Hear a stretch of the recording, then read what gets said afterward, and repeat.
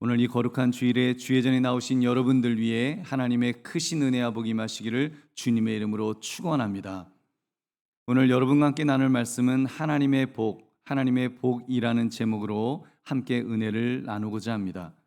오늘 말씀은 지난주 말씀에 이어지는 내용입니다. 복이라고 하는 것, 사람이라면 모두가 좋아하고 받고 싶어하는 그런 것인데 그 복에 대해서 특히 하나님의 복에 대해서 제대로 알자는 말씀을 드렸습니다. 지난주에는 세 가지를 함께 나누었습니다. 첫째, 거룩하고 흠이 없도록 택하신 것이 복이라고 했습니다.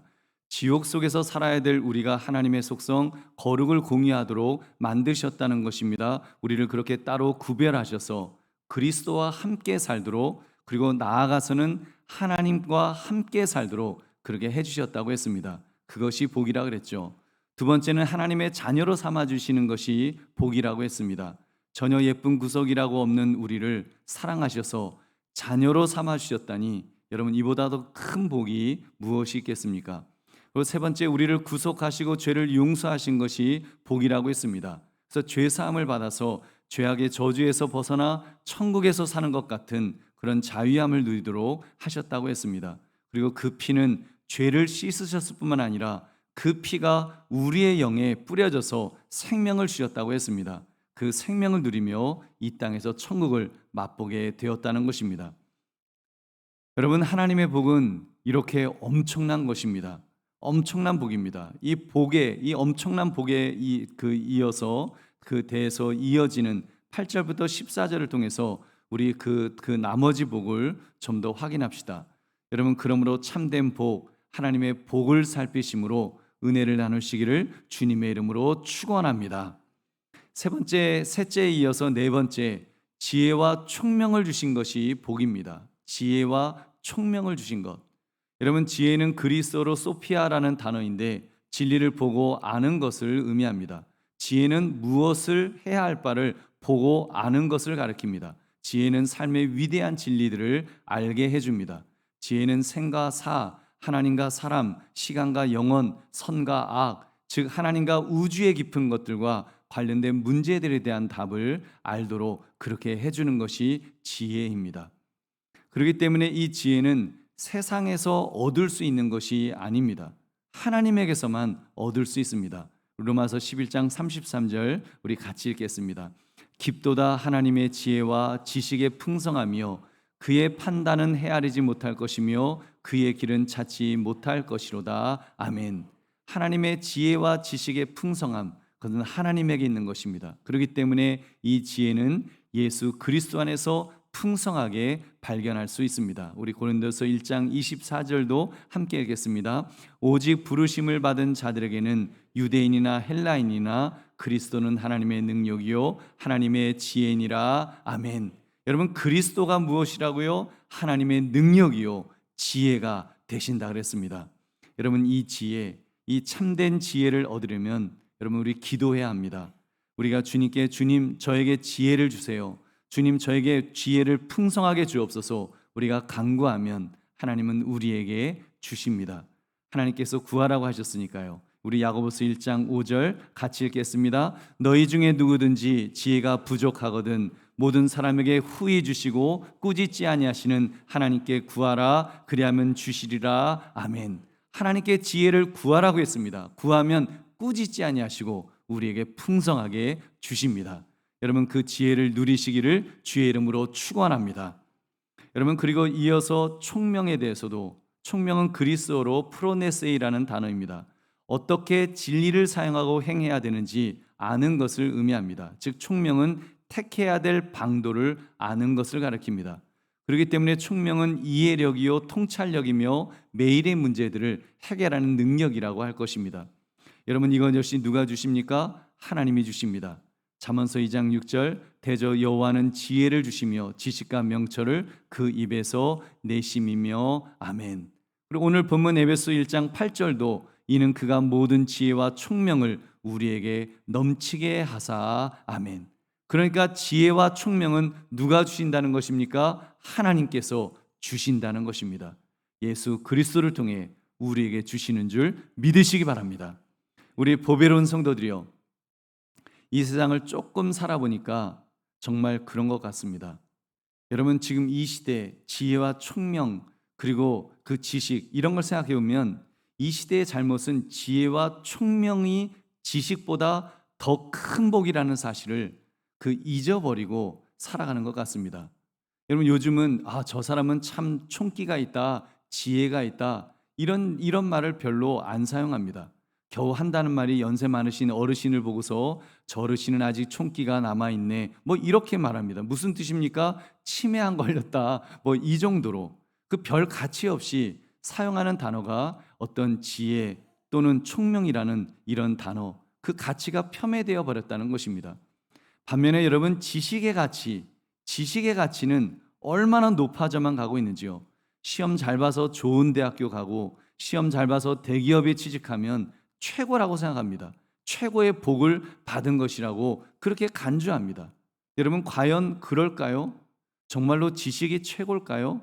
그렇게 좋은 대학에 간 사람들이, 그래서 소위 판검사 되고 세상의 장을 맡은 사람들이 세상을 과연 얼마나 이롭게 하고 있는지요. 제가 볼 때는 지식적으로 많이 배운 사람들이, 최고의 학부를 나온 사람들이 세상을 망치고 있다는 생각이 듭니다. 왜냐하면 요즘 뉴스 포토라인에 선 사람치고 세상 지식에 있어서 누구보다 뒤처지는 사람이 있던가요? 최고의 지식을 가졌다는 사람들이 대부분이 아니겠습니까? 그런데요, 과연 그들에게 지혜와 총명이 있다고 말할 수가 있겠습니까? 아니요, 그런 말을 절대로 사용할 수 없습니다. 지혜와 총명은커녕 어리석은 인생을 살고 어리석은 선택을 했던 것들을 우리가 눈으로 확인하고 있지 않습니까? 여러분, 그런 점에서 지혜와 총명은 참 믿음의 사람에게만 주어지는 줄로 믿습니다. 참 믿음을 가지면 하나님이 주시는 지혜와 총명을 가지고 바르게 분별하게 될 것입니다. 무엇이 인생에서 진정한 가치가 있는 것인지, 무엇을 위해서 사는 삶이 진짜 행복한 삶인지, 어떤 것을 경계하며 살아야 되는지 분별하는 지혜가 생깁니다. 할렐루야. 여러분, 오늘 이 시간 예배의 자리에 앉아 계신 여러분이 시간을 내어서 하나님께 예배하기 위해서 이렇게 오셔서 하나님을 찬양하며 설교 말씀을 듣는 것, 기도하는 것, 이 모든 것은 하나님이 여러분에게 지혜와 총명을 주셨기 때문인 줄로 믿습니다. 이 가치를 깨달은 줄로 믿습니다. 세상 사람들은 우리를 어리석다고 하겠지만 이것이야말로 얼마나 지혜와 총명이 있는 자의 판단이요, 결단이요, 행동이지요. 여러분, 사도 바울과 같은 사람, 세상의 지식을 그 누구보다도 많이 배웠던, 가졌던 그런 사람이었습니다. 그리스의 철학에 능통하였고 헤브라이즘, 유대 문학에 능통했던 그런 사람이었습니다. 그랬던 그가 예수 그리스도를 만났을 때 그는 지혜와 총명을 얻게 되었습니다. 무엇이 참된 가치인지를 깨닫게 되었다는 말입니다. 그래서 그는 말합니다. 자기가 예수 그리스도를 만난 이후부터는 주 그리스도 예수를 아는 지식이 가장 고상함을 깨달았다는 것입니다. 그동안 자기가 가지고 있었던 다른 세상의 모든 학문들, 세상의 모든 좋은 것들, 그것들을 해로 여길 뿐만 아니라 배설물처럼 여긴다라고 그는 그렇게 말합니다. 어떻게 그가 그렇게 말할 수가 있었을까요? 예수 그리스도를 만났기 때문에, 참 지혜가 되시는 예수 그리스도를 만났기 때문에 그는 지혜와 총명을 얻은 줄로 믿습니다. 그리고는 예수 그리스도를 전하는 것을 최고의 가치로 여겼던 것입니다. 여러분, 그렇게 얼마나 많은 사람들이 예수 그리스도를 만나서 참 지혜와 참 총명을 얻게 되었는지요. 여러분, 그러니까 그들이 예수 그리스도를 전하는 것을 최고의 가치로 여기면서 그렇게 전하는 것입니다. 저는 목사로서 전하고 있고 수많은 목회자들은 강단에서 그렇게 전하고 있습니다. 선교사님들은 저 멀리 해외 선교의 현장에서, 또 100여 년 전에는 서방의 선교사님들이 동방의 해 뜨는 나라 조선 땅 우리나라에 오셔서 생명을 바쳐 바로 그 복음을 전하였던 것입니다. 그리고 지금도 수많은 성도들이 그 복음을 전하고 싶어서, 예수가 그리스도시란 사실을 전하고 싶어서 그 시간을 내어 헌신하며 희생하며 그렇게 복음을 전하는 것입니다. 이러한 복음이 미련한 것인가요? 아닙니다. 능력입니다. 지혜가 되었습니다. 고린도서 1장 23절 24절, 우리는 십자가에 못 박힌 그리스도를 전하니 유대인에게는 거리끼는 것이요 이방인에게는 미련한 것이로되 오직 부르심을 받은 자들에게는 유대인이나 헬라인이나 그리스도는 하나님의 능력이요 하나님의 지혜이니라. 아멘. 유대인이든지 헬라인이든지 예수 그리스도를 믿기만 하면 여러분 그리스도는 하나님의 능력이요 하나님의 지혜가 되는 줄로 믿습니다. 그러므로 예수 그리스도를 통하여 얻은 이 지혜와 총명이야말로 하나님께서 주시는 참된 복임을 깨달으시기를 주의 이름으로 축원합니다. 다섯 번째, 하나님의 뜻의 비밀을 알려주신 것이 복입니다. 하나님의 뜻의 비밀을 알려주신 것, 이게 얼마나 놀라운 복인지요. 여러분, 이 세상이 점점 이상하게 변해가는 모습을 볼 때 여러분 어떤 생각이 드십니까?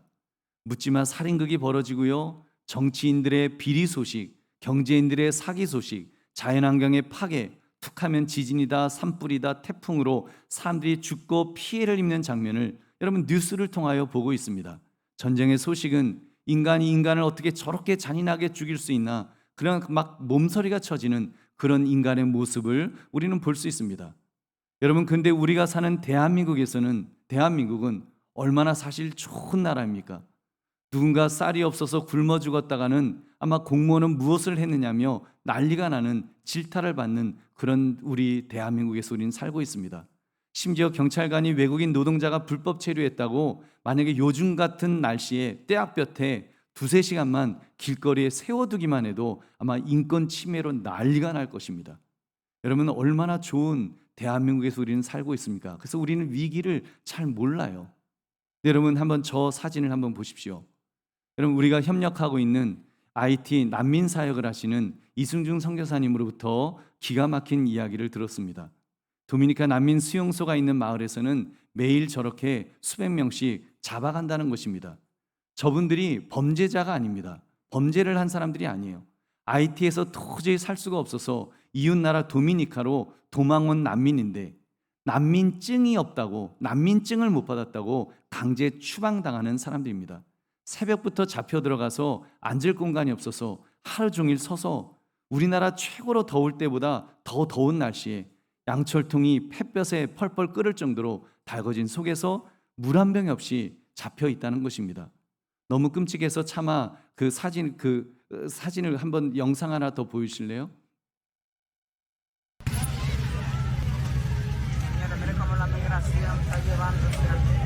너무 끔찍해서요, 차마 영상을 찍지 못하시고 이제 인터넷에 떠 있는 영상입니다.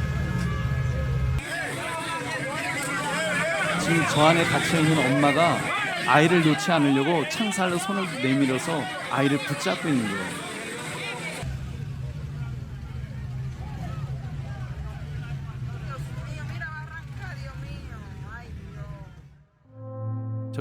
저렇게 아이 저런 모습입니다. 됐습니다. 여러분, 우리나라는 너무 좋은 나라라서 지금 저런 일이 바로 우리 대한민국 반대편에서, 지구촌에서 실제 벌어지고 있는 그런 환경입니다. 그런 장면이에요. 여러분, 그러다가 사람이 몇 명씩 죽었다는 거예요. 더 기가 막힌 것은 이번에 선교사님들이 이제 그 물병을 나눠주는 사역을 시작하셨는데, 그 지난 시간 동안에 그 유니세프도 이제 음식은 나눠줬는데 물은 나눠주지 않았다는 거예요. 물 나눠주는 사람들이 없었다는 것입니다. 그래서 이제 물 나누는 사역을 지금 또 그 사역을 또 시작하셨다는데, 여러분, 그런 지옥이 지금 지구 반대편에서 실제로 일어나고 있습니다. 여러분 잘 아시는 것처럼 일본에서 오염수를 방류한다는 소식도 있죠. 지구 온난화로 남극이 녹아서 이제 해안 도시들이 잠기는데 부산이 잠길 거라는 그런 뉴스 기사도 지금 떴습니다. 그렇게 지금 세상은 점점 미쳐간다는 생각이 들지 않으시는지요? 여러분, 오늘 성경은요, 세상이 미쳐가는 것 같은데, 세상이 완전히 망하는 것 같은데, 망치는 것 같은데 놀라운 말씀을 해주셨습니다. 오늘 9절 10절 말씀 함께 읽겠습니다. 시작.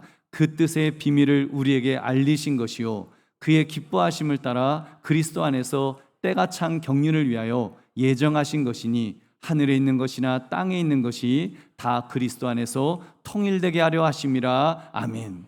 하나님은 그리스도 안에서 때가 찬 경륜, 즉 목적과 계획을 가지고 계시다는 것입니다. 세상이 무서운 분열로 혼돈 속에 빠져드는 것 같으나 하나님께서는 계획이 있으시다는 것이죠. 그리스도 안에서 통일되게 하시려는 놀라운 계획이 있으십니다. 어떤 것들이 통일된다는 말씀입니까? 하늘에 있는 것이나 땅에 있는 것이 통일되게 하려 하십니다. 그렇습니다. 이 세상은 혼돈과 분열 속에서 내팽개쳐져 버려져 있는 것 같으나 하나님의 관리 아래에 있다라는 사실입니다. 하나님께서는 그리스도와 그분을 따르는 자들을 위해서 만물이 한 정점을 향하여 나아가도록 다루시고 계획하시고 정돈하시며 경영하고 계시다는 것입니다.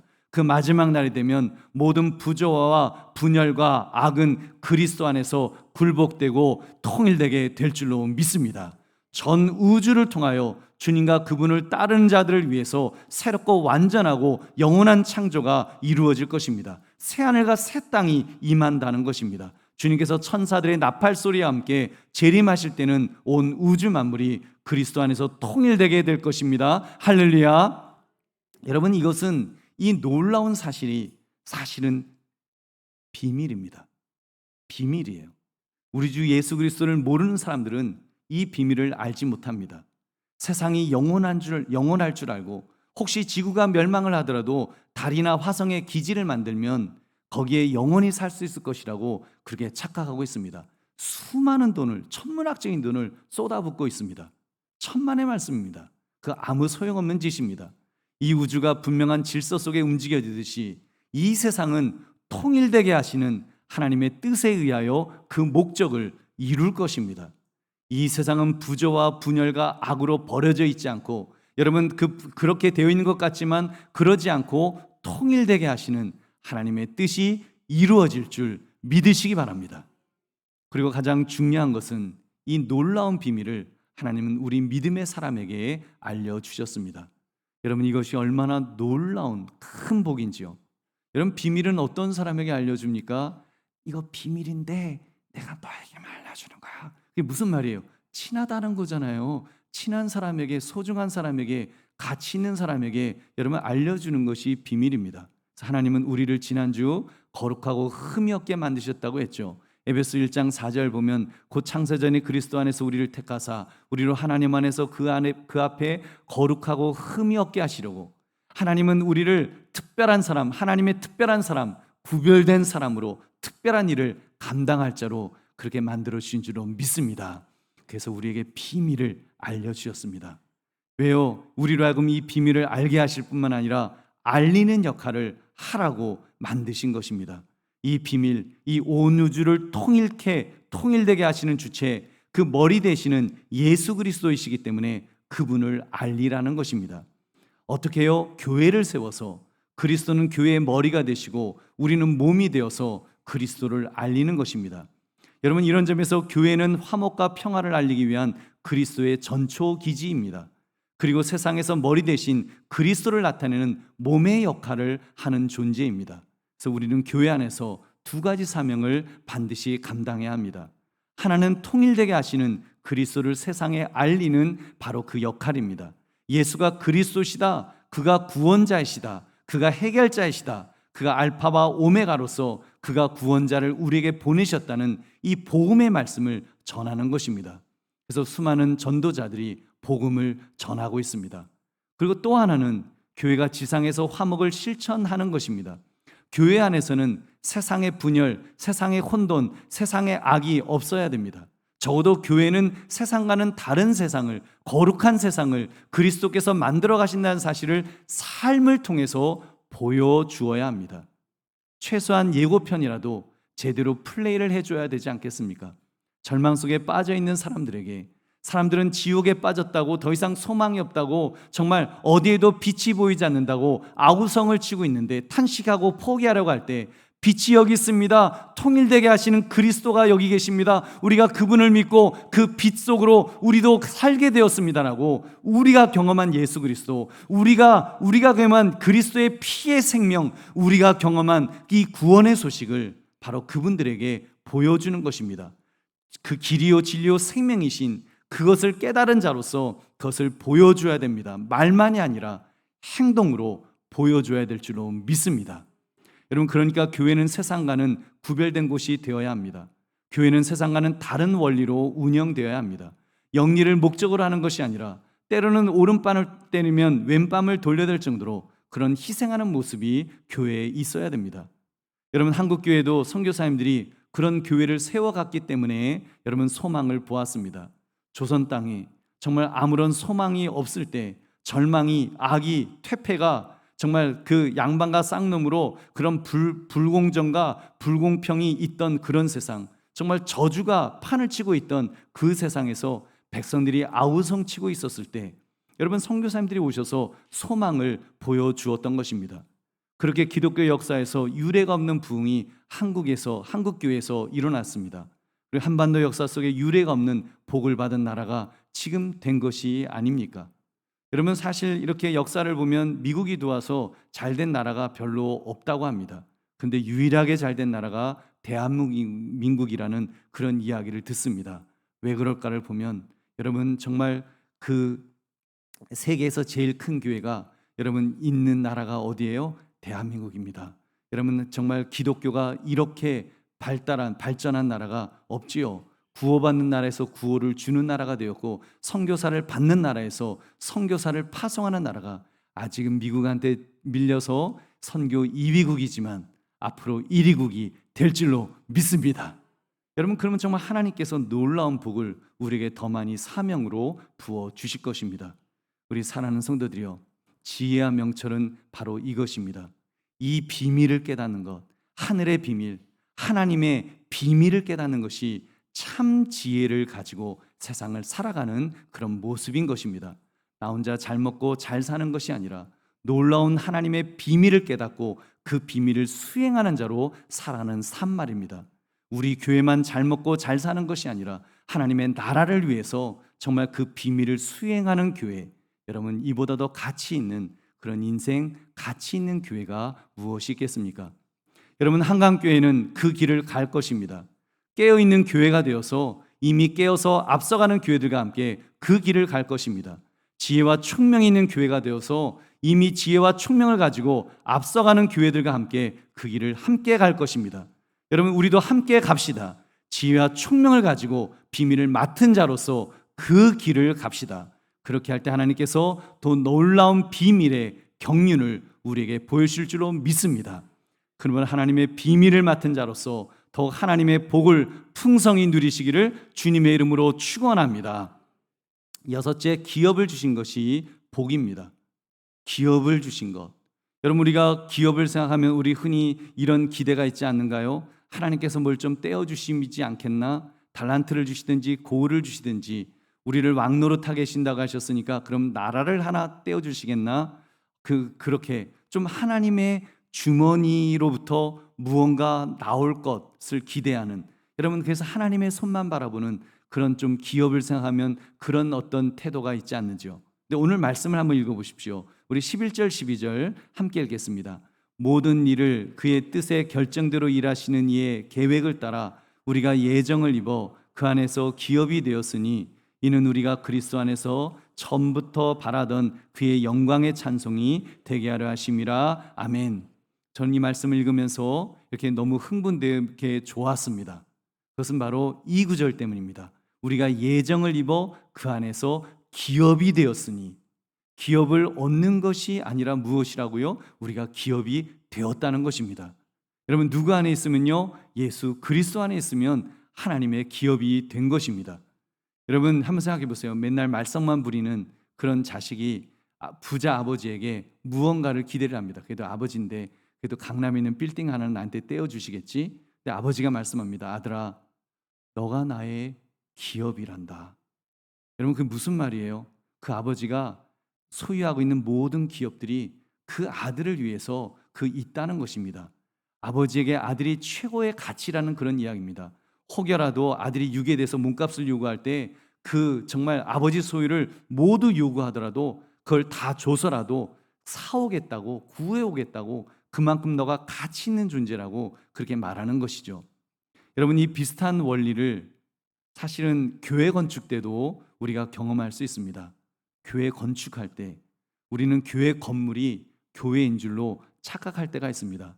그래서 교회를 잘 지으려고 합니다. 좋은 재료로 정말 멋지게, 정말 기가 막히게 잘 지으려고 막 허리 부러져 가면서 정말 얼마나 애써서 교회를 짓습니까? 우리 한강교회도 사실 그렇게 교회를 그렇게 지어진 지금 이 예배당에서 우리가 이렇게 신앙생활을 하고 있습니다. 참 좋습니다. 근데 하나님은요, 우리를 향해서 무엇이라고 말씀하시는지 아십니까? 우리가 이렇게 애써서 땀 흘려서 정말 교회는 이 건물이 교회야 그래서 교회를 탁 지었는데 하나님은 우리에게 말씀하시는 거예요. 그래 수고했다. 교회도 잘 지었지만 그러나 진짜 교회는 바로 너다. 바로 그 수고했던 우리 자신이라고. 여러분 우리가 교회라고 바로 내가 교회라고 우리 하나님은 그렇게 인정해 주신다는 것입니다. 그래서 예수 그리스도가 머리가 되시고 우리는 그분의 몸이 되어서 지체가 되어서 이렇게 교회를 이루고 있다라고 말씀하십니다. 우리 보배로운 성도들이요, 우리 옆에 분에게 한번 인사하겠습니다. 당신이 교회입니다. 당신이 한강교회입니다.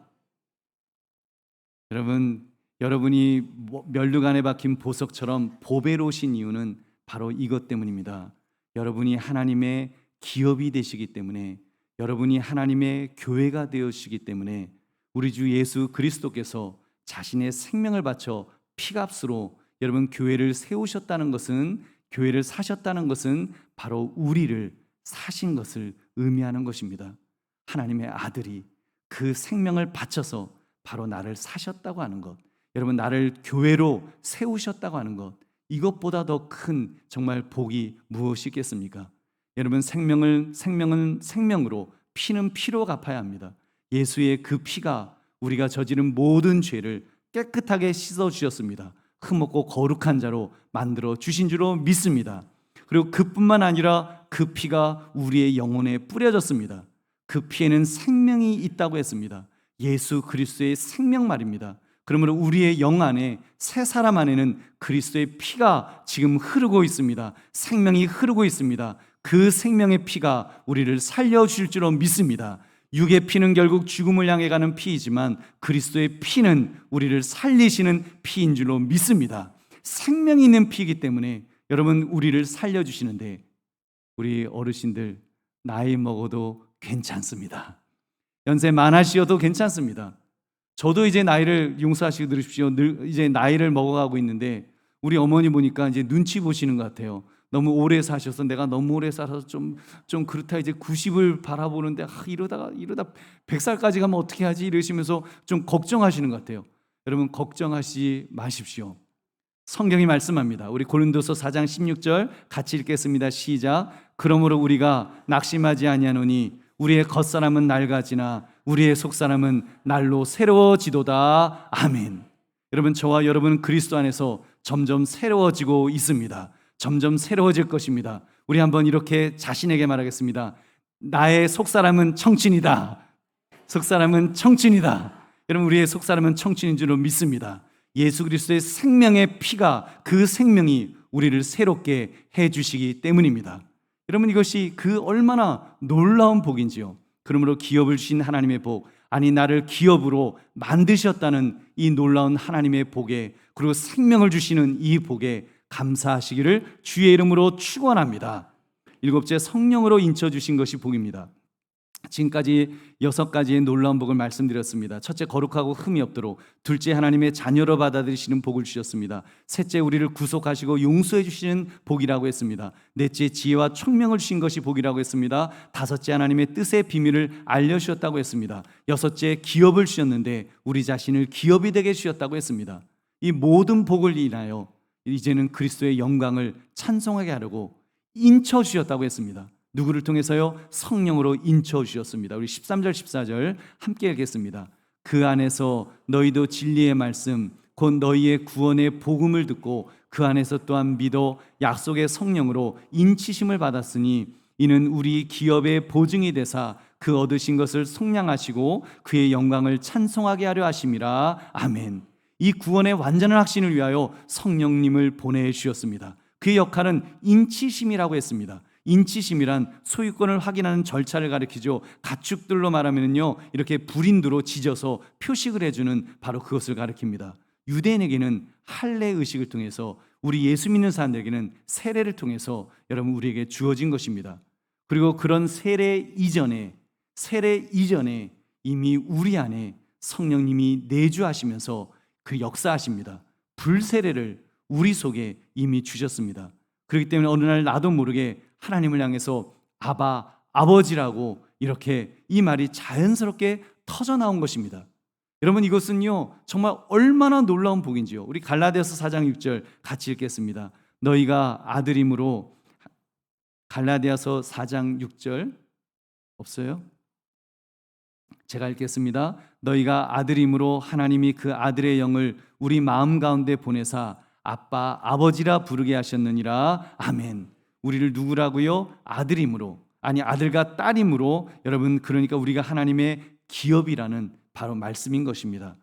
여러분, 그리고 그 사실을 아들의 영, 즉 성령님을 보내주셔서 인쳐주셨습니다. 너는 내 것이다, 너는 나의 자녀다라고 인쳐주셨습니다. 그래서 우리의 영이 나도 모르게 하나님을 향해서 외치게 된 것입니다. 하나님 아버지 사랑합니다.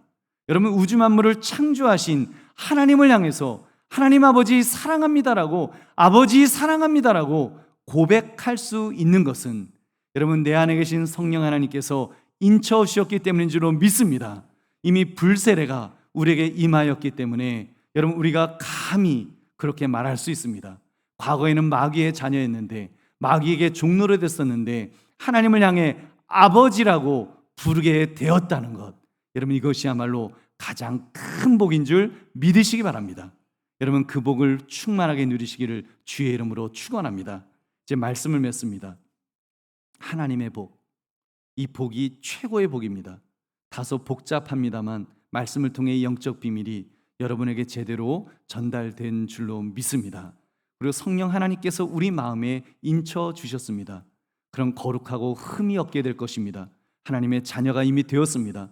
구속함을 받았고 용서를 받았습니다. 지혜와 총명을 받았기에 진리를 깨닫고 예배의 자리에 앉아 있는 것입니다. 하나님의 비밀을 깨닫고 어떻게 살아가야 될지 방향을 잡았습니다. 더구나 가슴 벅찬 말씀, 나에게 기업을 주실 뿐만 아니라 내가 하나님의 기업이라고 그렇게 말씀해 주셨습니다.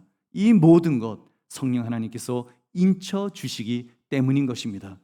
그래서 내가 어느 날 나도 모르게 하나님을 향해서, 이 우주 만물을 창조하신 하나님을 향해서, 만왕의 왕이신 하나님을 향해서, 왕을 향해서 아빠, 아버지 사랑해요라고 나도 모르게 고백한 것, 여러분, 성령의 인쳐주심이 있기 때문인 줄로 믿습니다.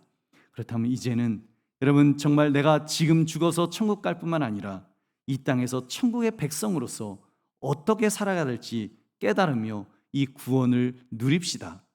여러분, 이 구원을 좀 누리며 살아갑시다. 기뻐하며 살아갑시다. 감사하며 살아갑시다. 그리고 어떻게 하면 하나님을 기쁘시게 드릴지 좀 그런 생각하면서 우리 더 멋진 모습으로 그렇게 살아갑시다. 하나님께서 우리에게 더 큰 은혜와 복을 부어주실 줄로 믿습니다. 하나님 말씀하셨습니다. 예수님 말씀하셨죠. 먼저 그의 나라와 그의 의를 구하라. 하나님을 기쁘시게 드리면 무엇을 먹을까, 무엇을 마실까, 무엇을 입을까, 세상 사람들이 그렇게 바라고 원하는 그런 세상의 복은 하나님께서 기본으로 주신다고 약속하였습니다. 여러분, 우리가 하나님 안에서 먼저 하나님의 복을 바라보며 깨달으며 누리시기를 다시 한번 주의 이름으로 축원합니다.